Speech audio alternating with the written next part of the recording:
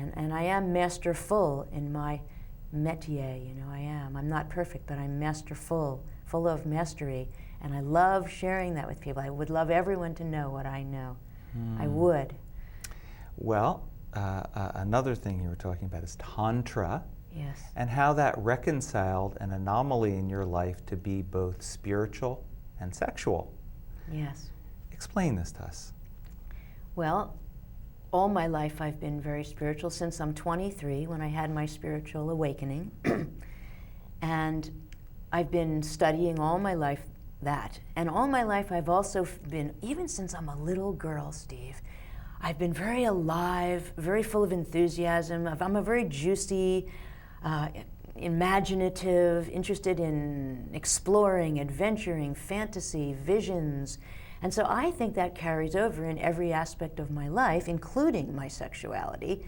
It's not just that. I mean, I'm a very avid writer, I'm an avid athlete, I'm an avid sexualist.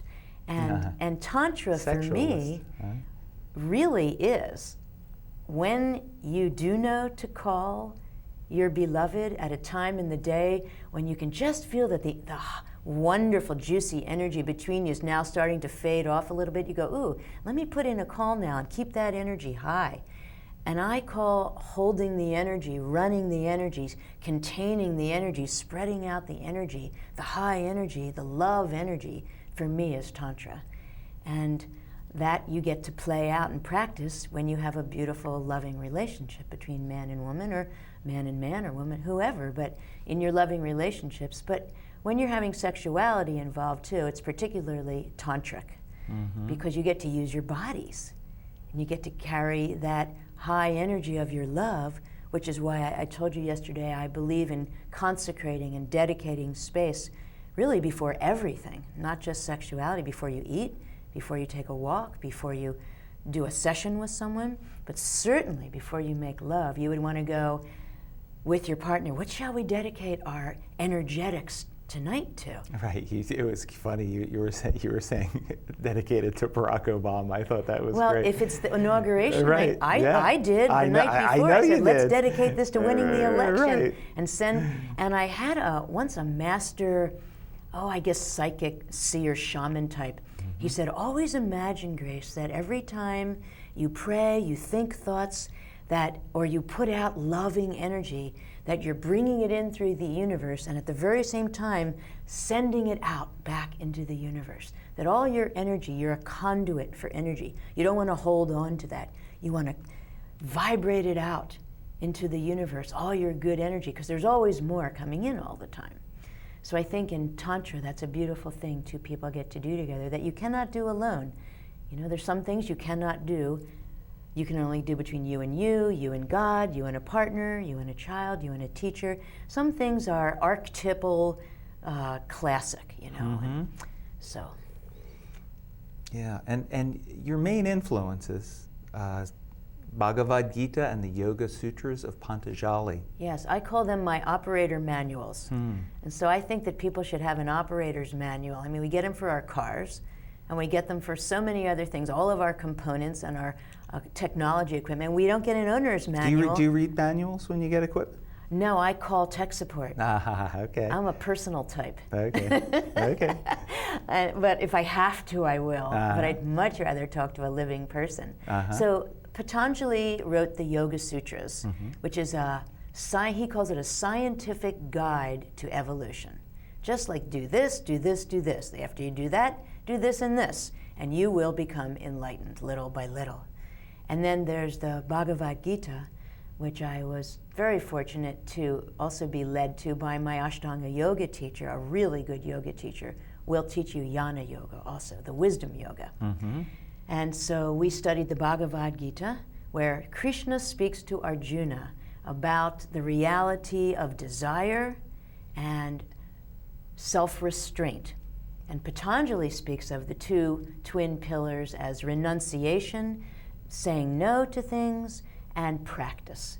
And so I consider those 4 commandments have been mostly what I have tried to abide by. And I have a very strong conscience in me, which they say in the Yoga Sutras that your conscience is a sum of your intelligence and your wisdom put into practice, and then you find out what didn't work, and you get to know what to practice more of and what to let go of and what works and what doesn't work, what you need to discard, what you need to learn, and that's a lot of what the Yoga Sutras is, a guidebook to how to enlighten yourself. Yeah. And you've said that you say maybe less pleasure for higher state of health.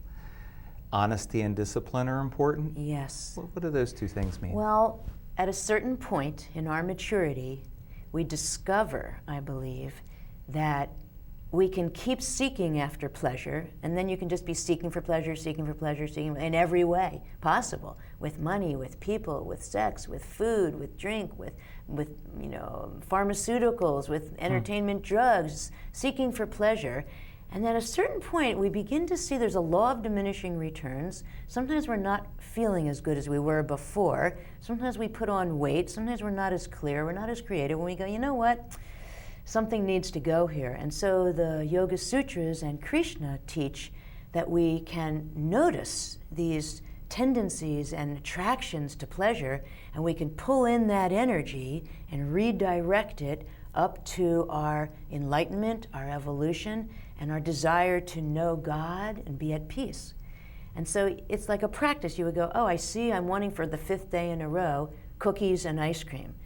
Let me try this out. Let me take all that energy that wanted that and just go, okay, what if I were to take this energy and think about being more at peace and more of a person that reflects the principles of all the great religions, generosity, compassion, kindness, dedication, discipline, peace of mind, acceptance, forgiveness.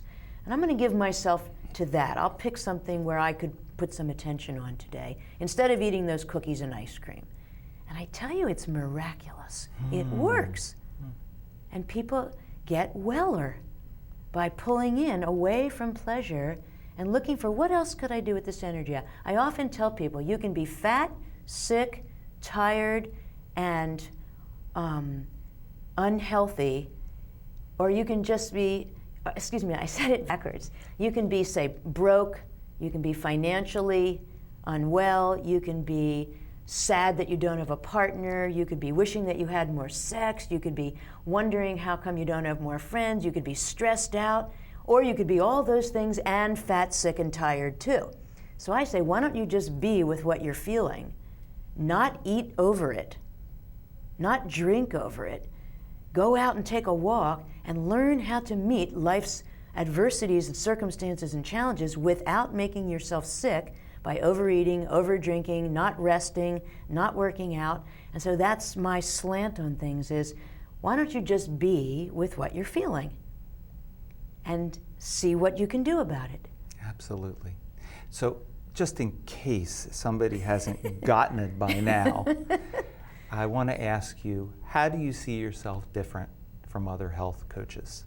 I mean, yes. I'm sure it's obvious, but if you had to say it in Well, 50 words or less, how would you say? I'd rather not call myself a healer. I'd rather call myself a mentor and a conduit.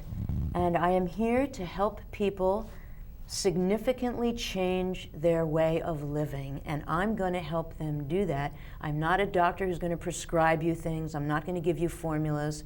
And I'm not going to send you for tests.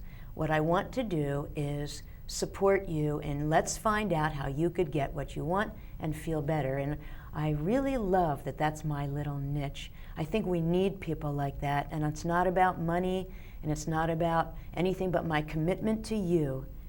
If you really want to do this, I will see you through. I will. I won't give up on you as long as you don't give up on you. And I'll try not to let you give up on you. And that's my calling. That's wonderful. And this is Grace's book, The 5 Essential Laws of Eating. I really recommend you go out to Borders or wherever you can get it and pick up a copy of this. And Grace, I really want to thank you so much for being on the show today. Thank you, Steve. It's been so lovely speaking with you and sharing this message. Absolutely. And I also want to thank our sponsor, Global Media Productions, for the most educating, inspiring, and entertaining events on Maui.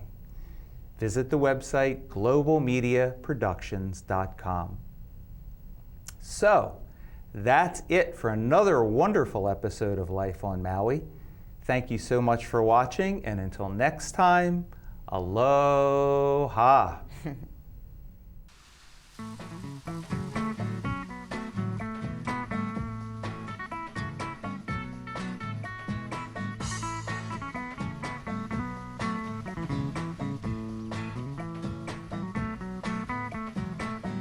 Call me crazy, but I'm never